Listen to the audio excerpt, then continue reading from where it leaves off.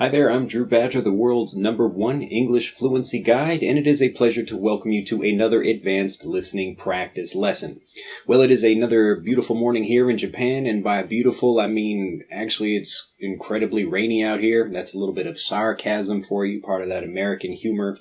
When you're trying to understand American humor, this is actually something that people will normally do. They will say one thing and actually mean the opposite, so it's important to listen to their tone of voice. So if I say, wow, it's a beautiful day out here, I really mean it's probably a pretty crappy day, a pretty awful day.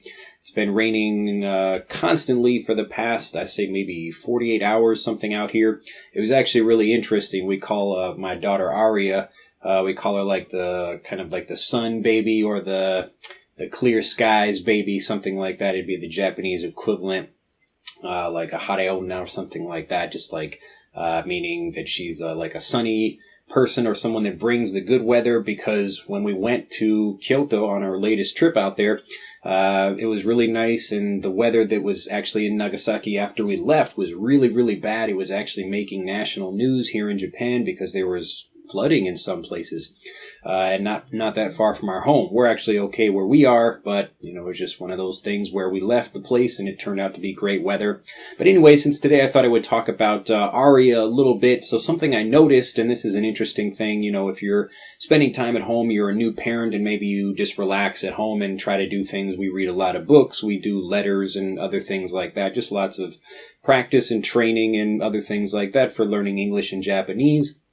But when we do go out on a trip, or even when we just go out walking around, Aria is pretty popular, and she's also pretty rare. So she's a really light-skinned baby out here, and she's got blue eyes as well, which is also really rare for people that are considered half. So this is like half Japanese, half something else. These are called half babies, something like that.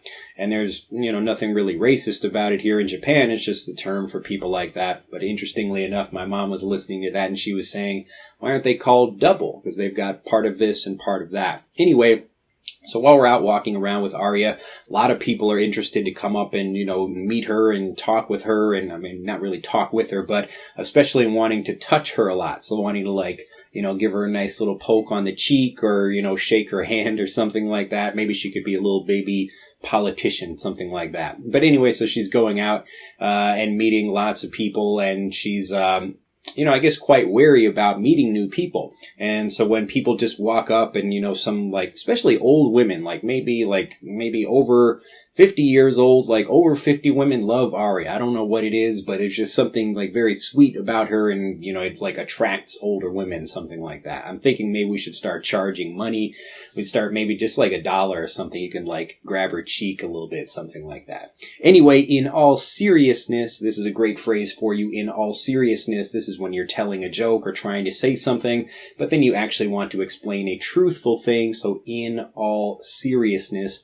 So in all seriousness, when we are out with Aria, I noticed two kinds of people that try to approach her, something like that. And I thought this was actually a really great lesson for you, and a really important thing for you to remember, just because I know a lot of people are interested in meeting native speakers. A lot of people want to practice with native speakers, and it's important about how you approach people, and you can learn a lot from this experience that I have with Aria. So again, I'm seeing two different kinds of people when I go out and meet, you know, just random people walking around. So there are the people that come in really quickly, just like random people that come up to her and try to like hold her hand or try to do something, and she always pulls away. And this creates an immediate negative response from her. So even though people are, you know, they just assume, oh, that's like a great thing and I want to like walk up and touch it or something like that. That's not the best way to approach a baby. So I've had, you know, training in this. You know, I used to teach. My kind of career began out here when I was teaching maybe junior high school kids, and then younger and younger and younger, until I was teaching like actual babies. So I had classes where I was teaching 1-year-olds, 2-year-olds how to speak English. And so I would have actual classes with their mothers, and it would take time for me to get used to the children. But the way I did it, I had a very good technique, and it really just took time, because you can't walk up to a new baby and try to pick the baby up and take it away from its mother very quickly, whether it's a boy or a girl or whatever. So you can't do that. So it's really important for you to take time and not try to rush into doing something like that, even if you're excited, even if you think you're not going to do harm to that person or, to that relationship, something like that. So again, these two kinds of people, the first kind is the one that kind of rushes up and tries to grab her or poke her cheek or something. And you can always see very clearly in her body language, because she can't communicate, that she's not happy with that. So we have to kind of hold her back. And actually, it's really interesting in Japan because people typically are not making an effort to say anything to people they don't know, or if you're sitting on the train, most people are really quiet and just sitting there and doing their own thing, reading a book or playing on their phone or something like that. But Arya tends to create a social situation, and it's kind of like having a dog, something like that, where you're out at the park and people walk over and want to pet the dog, that kind of thing. Arya is not a dog, but anyway, you understand the analogy. So anyway, the people that do that, these are a lot like the same people that are trying to meet native speakers to practice with. So if you push the situation, if you try to push too hard and you move too quickly to meet people, then you're going to fail and you're going to push people away, and this is exactly what you don't want to be doing. So the people that do develop a good relationship with Arya, they take their time with her and they're not trying to rush in and just grab her. And this is the same thing that I did when I was working with little children. So again, I'm teaching little babies with their mothers or sitting there. The first thing I would do is just walk up and I would just say hello, and then I would walk away. So I'm letting them know I'm here and I'm friendly, but I'm not trying to do anything. So it's a process of coming towards and going back and coming towards and going back.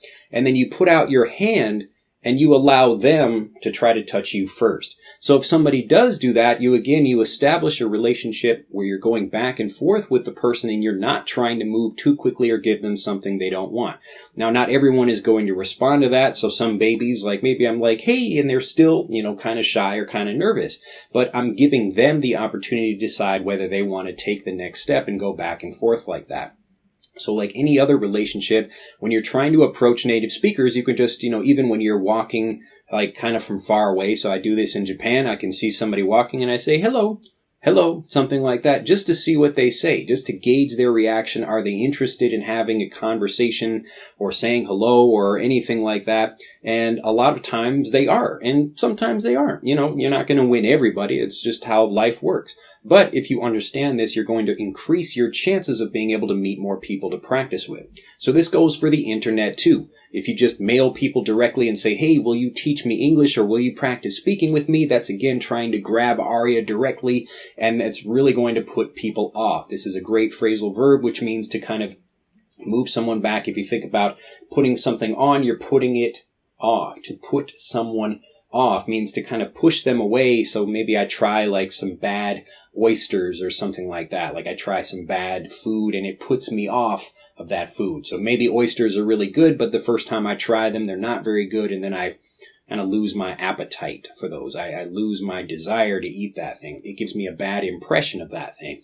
So in the same way that you should be really trying to just indicate your interest just by saying hello, just by getting the ball rolling. This is another great English expression, to just begin moving something, to start the ball rolling. You've got a ball, it takes a little bit of time to push it initially, but once you get the ball rolling, it becomes much easier, and then it continues to roll without much effort on your part. So think about this when you're going out and trying to meet people to practice with, whether it's, even people that speak your own language, and you're trying to meet other people just saying hello. You can practice this kind of behavior when you're just meeting even babies. You do the same thing. Just say, oh, hello. And then you can reach out your hand just in the same way that you would try to you wouldn't just try to grab a dog that you see on the street. You would maybe put your hand out and let the dog sniff you a little bit. And then if it comes closer, then you can try to pet it, that kind of thing. But there's always a give and take where you indicate your interest, but you don't go too quickly, too fast, and try to do too much before the other person is ready.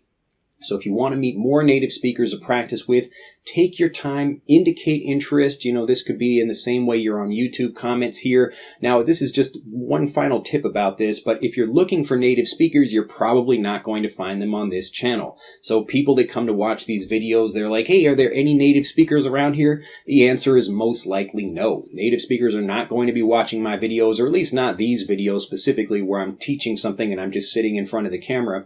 Actually, some people do. Some people on YouTube, and they just like comment, they're like, hey, I just wanted to check out the video, something like that. But you're much more likely to find native speakers where you watch content made for native speakers. So I'm trying to do more of that.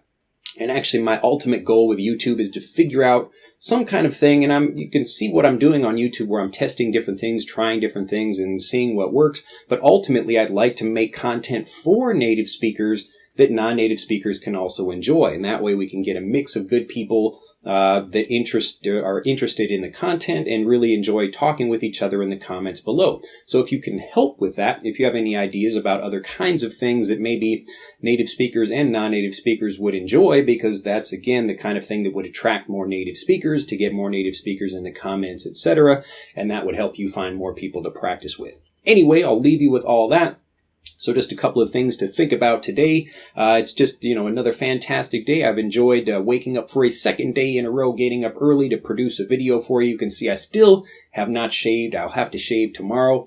I'm going out to Fukuoka, Japan, another area, and I'm hopefully going to get my daughter a passport so she can come back to America and travel around with us and go see some interesting things. Anyway, I'll leave you with that. If you have enjoyed this video, do press that like button. Do subscribe if you're not already a subscriber to the YouTube channel, and I will see you in the next video. Bye-bye. Did you know that most English learners have just one major fluency frustration that stops them from enjoying conversations and becoming a successful speaker? For you, it might be your accent, or that you hesitate to think and translate in your head before you speak. Whatever your biggest learning frustration may be, we've prepared specific advice just for your situation to help you finally reach your English learning goals. Click on the link in the upper right of this video to turn your biggest learning weakness into a strength and start getting fluent 2, 3, or even 10 times faster.